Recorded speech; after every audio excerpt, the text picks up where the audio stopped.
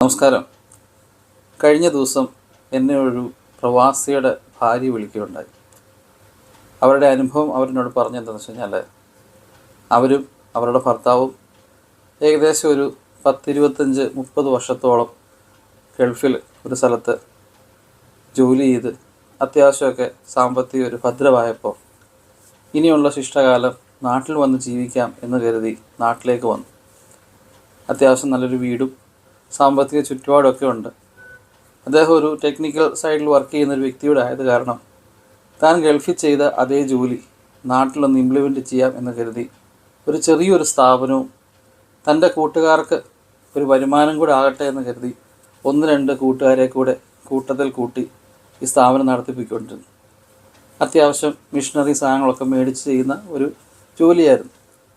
സ്വാഭാവികമായിട്ടും അത്രയും സാധനങ്ങളൊന്നും മേടിക്കാനായിട്ട് അയാളുടെ കയ്യിലെ കാശ്